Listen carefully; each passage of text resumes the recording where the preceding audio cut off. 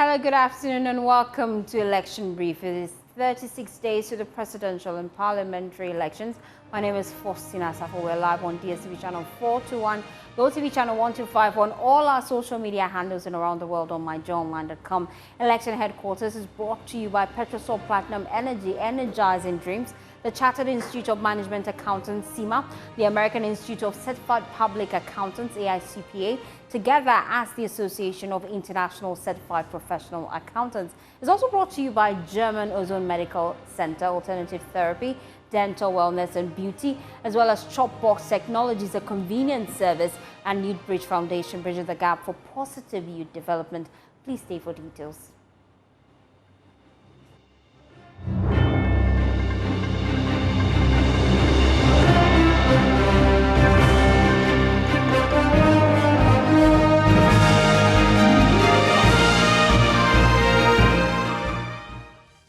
Your election headquarters. Well, the latest Afro Barometer survey has revealed that unemployment is still the most frequently cited problem by voters. We have details as 41% of Ghanaians want the government to address the issue, while 82% believe the country is headed in the wrong direction. Well, lead data and research analyst here at Joy News, Isaac Kofi joins me in the studio with more. Isaac, what else is captured in this report? Well, we have just 36 days to December 7th election. And Afro Barometer released this report just some days ago, and we have an updated report that came in just yesterday, pointing out certain key issues or problems that Ghanaians want it fixed. Now, we counted about 20 of them, but we've decided to break this down in this manner for you. So if you look at the top 5 problems, so respondents were asked a very simple question. In terms of the problems facing the country, can you outline your top 3?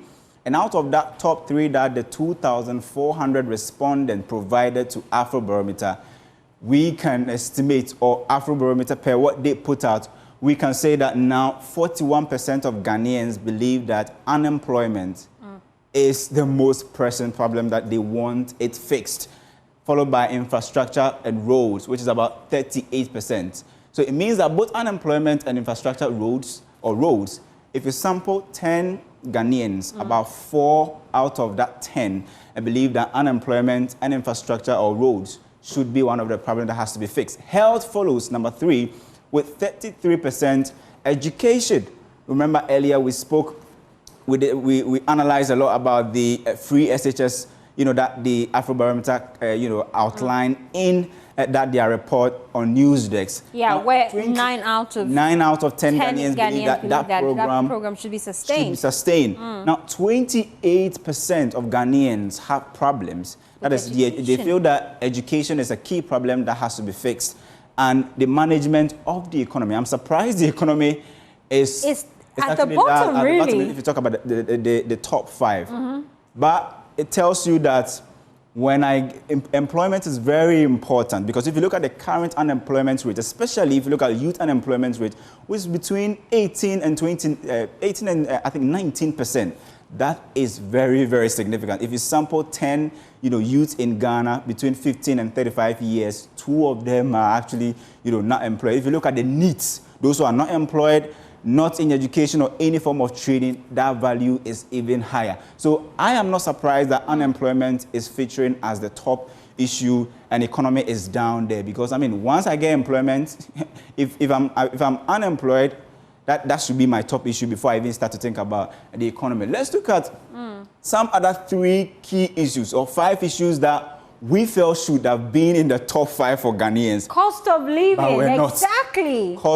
Increasing cost of living was actually not inside. But if you look at the figure, 21% is still very, very huge. If you look at the cost of increasing cost of living, 21%.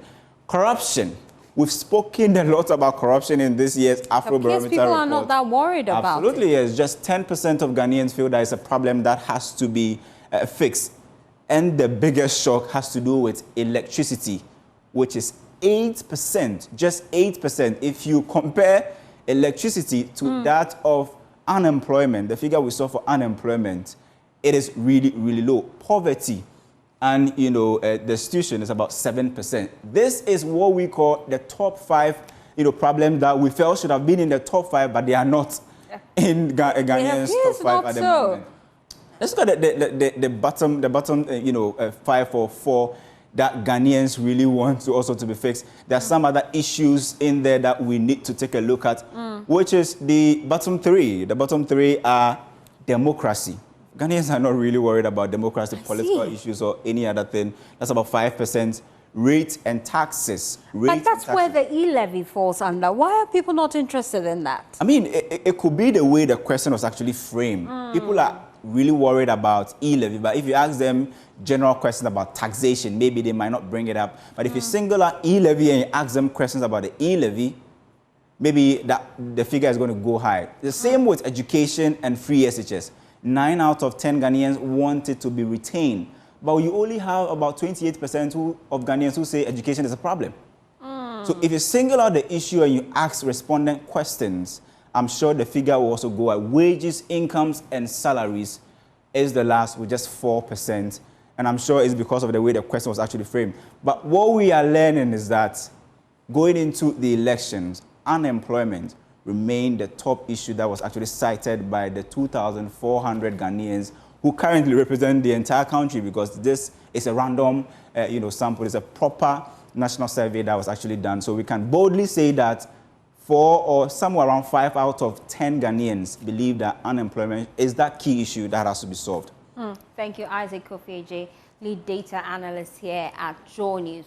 Well, the NDC has taken its legal battles to the Secondary High Court, filing another application to ensure that Joana Gyan Cudjoe, its parliamentary candidate for Amenfi Central, appears on the ballot. Well, the party's latest move comes after an Accra High Court dismissed its earlier application to retain and restrain the Electoral Commission from proceeding with the printing of ballots and notice of polls to defend its candidate's eligibility. Well, the party hopes the move can buy time to get their candidate to run. We'll hear from the party shortly, but first, here's a News Desk report chronicling the whole brouhaha.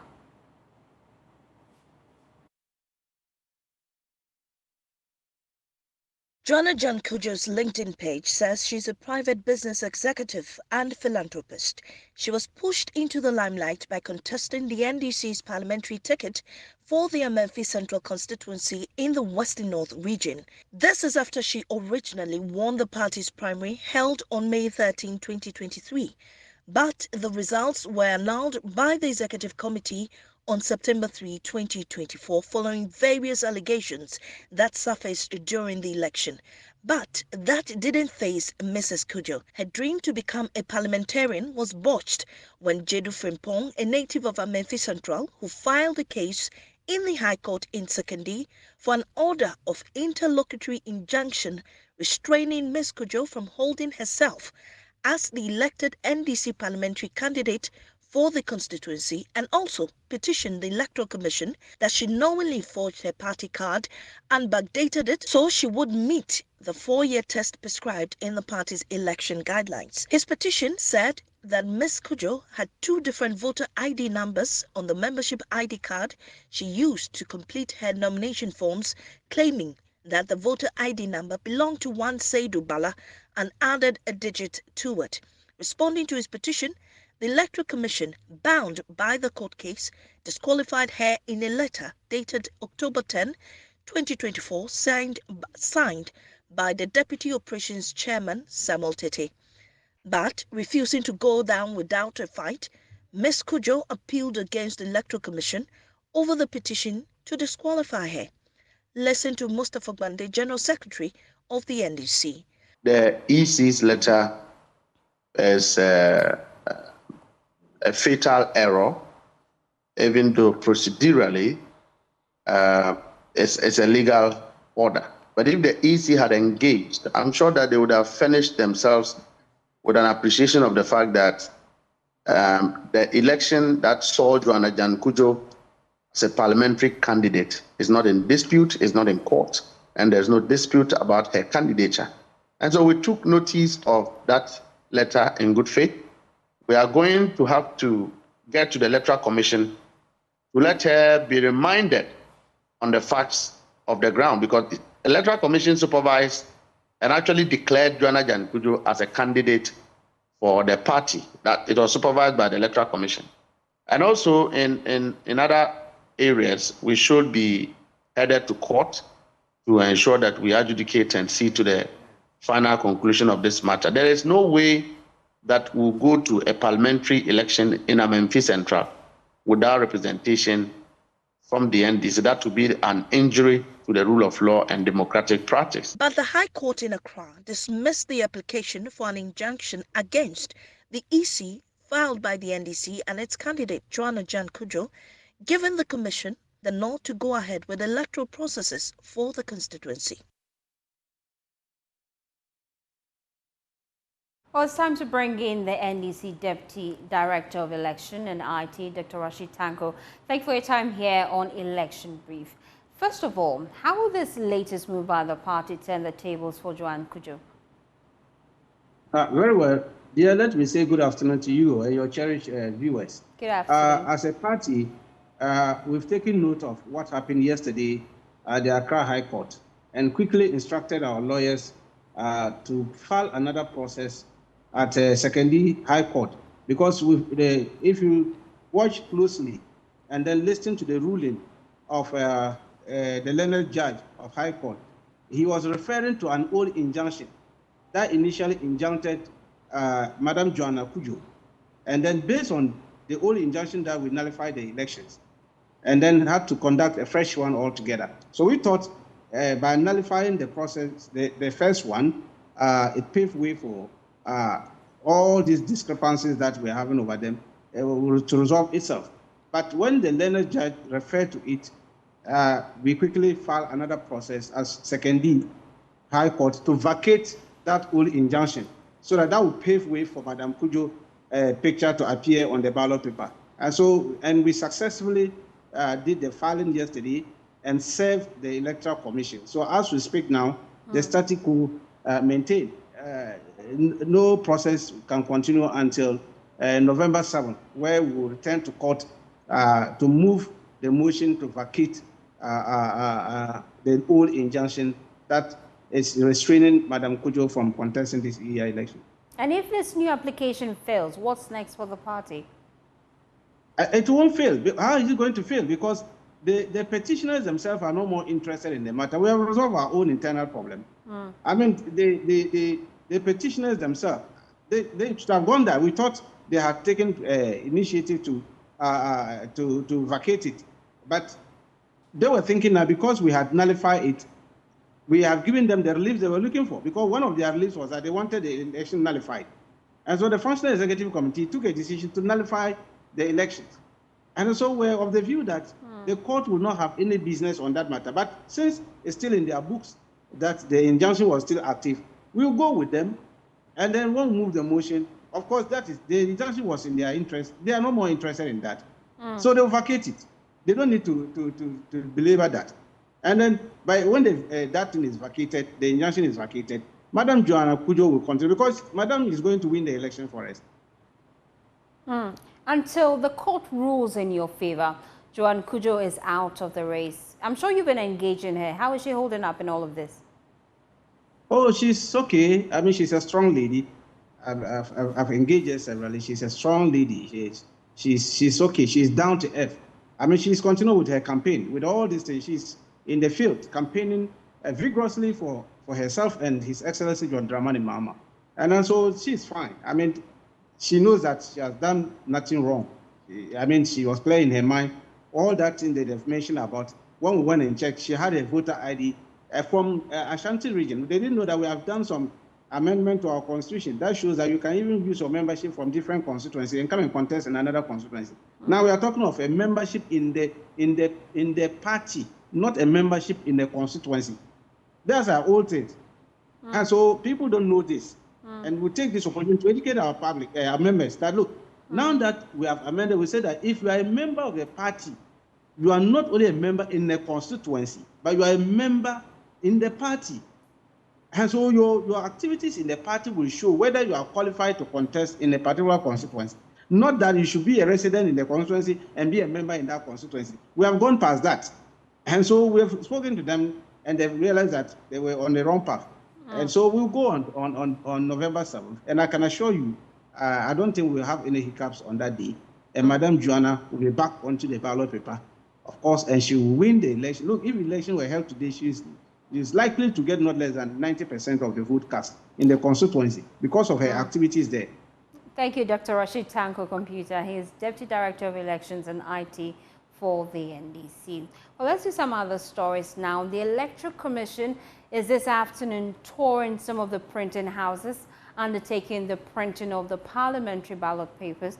My colleague Kenneth Jesse is on the ground. He will join us shortly just to give us a wrap of some of the areas they've been to and some of the key issues. Meanwhile, we know that the National Democratic Congress, they are questioning why the Electoral Commission has reduced the number of agents political parties can assign to monitor the printing of ballot papers from 6 to 3. Now, this year, the EC is allowing only one party agent per shift, as compared to 2 accepted during the last election.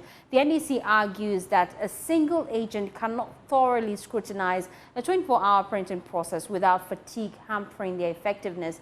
Well, I spoke to the NDC's agent supervisor, Richard Jakpa, on Thursday, and he believes the EC is being diabolical. For the full CCTV coverage, because you have 24-hour CCTV coverage in the work you are doing in all the places of the printing houses.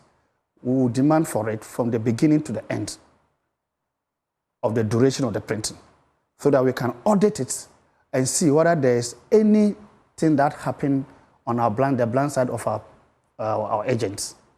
And I'm much concerned because, see, in 2020, the agents were 2 per shift. The printing house, when they start, is 24-hour printing. So we had 2 shifts, or 3 shifts. 2 agents per shift, so making it 6.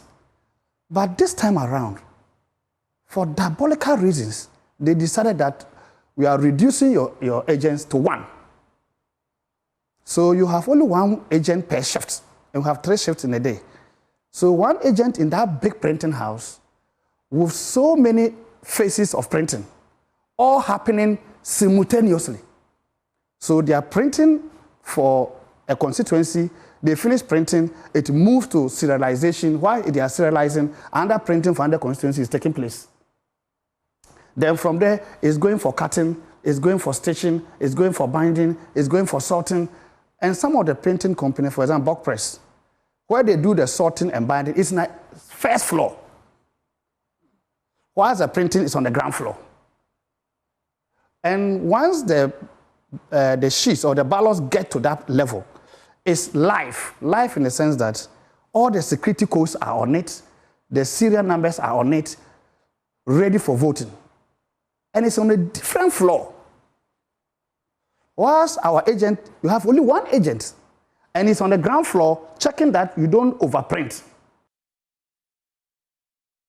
Touch base now with my colleague Kenneth Jesse. He's on the ground. He's been touring some of the printing houses with the Electoral Commission. Kenneth, where have you been? What can you report? Well, we've been to 3 places. That's Back Printing Press, InnoLink Printing Press, Act Commercial Limited. And then Back Printing Press, the EC officer speaking to us. And then at that place, they are printing the ballot papers of 4 precincts, that's the Ashanti, Oti, Central, and Savannah. And then at InnoLink, they are printing that of the Greater Accra and Northeast region. And then at NDC raised concerns about the number of agents that the EC is allowing this year to supervise the printing of the ballot. Hello, Faustina. Did the EC respond to this? Kenneth, I can hear you loud and clear. I was just asking. Well, the EC did not pass any comment on the agents that have been deployed by all the political parties, although they did tell us that all the political parties, including independent candidates, and indeed including a representative from the late Dongo's party, Ghana Freedom Party, are all represented there. And when we went there, we saw it with our own eyes, all of them represented there, making sure everything is counted from. They're taking notice of the serial numbers on the ballot papers, counting the number of ballot papers that are being printed all authentic. But unfortunately, the EC did not respond to these concerns. Now, before I let you go, the EC suspended the printing of the presidential ballot after the passing of Amenfi Tanko. I just want to find out, has there been any update as to when exactly they will commence again? Right. The EC did indicate that they are going to find a resolution to that problem by next week, but after which particular day in next week they did not mention. But it is still in force, and then it has kept to its promise of halting the printing of the presidential ballot papers due to the sudden demise of the presidential candidate of the Ghana Freedom Party, Amenfi Tanko. And the authorities at the various printing presses say they are adhering to the EC's request to halt it until they are given the go-ahead to resume printing of the presidential ballot papers. So as it stands now, it is only the parliamentary ballot papers that are being printed across the board. Away from that, the National Democratic Congress says markets in parts of the country are earmarked to be roped under its 24-hour economy policy if it regains power after December 7th. The party leaders explained that the KJTR market in Kumasi will be a module for the policy rollout. They say the NDC manifesto promise to modernize some markets will make them conducive for the policy implementation. Naya Ojima has more in the following report. The KJTR market in Kumasi is arguably the biggest market center in the country, with thousands of shops occupied for trade. The market, despite its busy nature, shuts at 6 p.m., forcing all traders to close for the day. But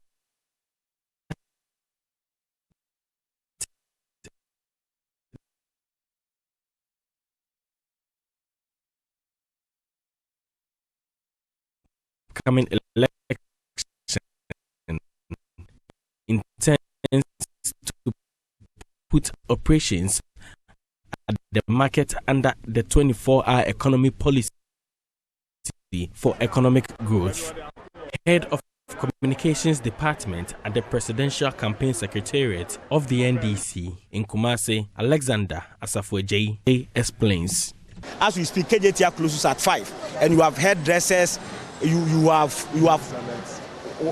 kente sellers. Some are willing to work beyond that time, and so as you know, with the 24-hour initiative, we are going to extend the time. You know, Kumasi is going to be live within the entire 24 hours. When we say 24-hour economy, we are not saying the people themselves are going to work for 24 hours. It is the economy. It is the economy. It is the marketplace that is supposed to run for 24 hours. And so the people within it can only run shift. You understand? So, for instance, you see my mother here. She can come to work maybe till maybe 4 or 5, maybe get another person to come and replace her. It's in Dubai, it's in New York, it's in the UK. And when we talk about 24-hour economy, we are not saying the entire Ashanti region is going to work for 24 hours. What it essentially means is that some parts, the central business district, those parts, especially Bantama now is running virtually a 24-hour economy there. Those are the places that are going to be live. The NDC's manifesto says the 24-hour economy is a deliberate policy intervention to stimulate economic growth by creating an enabling environment for businesses to operate throughout the day. According to the NDC, security, uninterrupted power supply, and tax waivers will be incentives for smooth running of the policy. So we are going to not just station security people here, but police visibility, which started during our time. We will have them maybe within a certain range, maybe every 100 meters you see police people on their motorbikes and all of those things. We started the national CCTV coverage that you see in town, that white this thing that you see in town. It was John Mohammed's initiative. So we are going to expand it, bring some, if possibly inside. You can see these places. We can mount cameras all over so that we give them proper security, whilst we augment, the efforts by bringing up night patrols and all those other things, which is going to give effect, oxygen to the 24-hour economy. Mr. Asafuejei explains the next NDC government, if successful, intends to erect similar markets like KJTIA to run the policy all over the country. Meanwhile, the NDC is using a health screening exercise as a campaign strategy to reach the markets. For Joy News, Nanaya Ojima, Kumasi. Well, as we wrap up this week, the campaign trail was heated with back-to-back trails and jabs. And guess who joined the trail with some jabs? President Akufo-Addo himself, Prince Kwame Kudoka, has more in the following report, cataloging some of the lighter side of Ghanaian politics. Presidential debate ahead of the 2024 election may never happen, but the issue seemed never to rest. Let's start from the genesis of this whole matter. I am looking forward to a debate with John Mahama on the economy, on the country, on the governance. But I'm afraid that he's running away from a debate, isn't it? His people say he doesn't want to debate, but he doesn't want to debate because he knows I will expose the emptiness of his policies. He says he has a 24-hour economy that he cannot explain. It's as empty as an empty barrel. He cannot explain it. None of his people can explain it. They say they will be exporting lions and elephants. But when we meet mano a mano, we can debate, and the country will see where our policies lie. That was NPP flag bearer Dr. Mahmoud Bawumia, but his counterpart John Dramani Mahama disagree. Their campaign is failing. They have no message. And so he wants to be elevated to my level. No. I know my level. President Akufo-Addo was not letting John Dramani Mahama off the hook. Mahama said on your debate ne enyechna. If you say Bawumia enye tipen. Hey sir. On your class. Me who class. Well, the full report is on myjoyonline.com and on our Facebook page where Joy News on TV. That's how we wrap up the bulletin. My name is Faustina Safo. Good afternoon.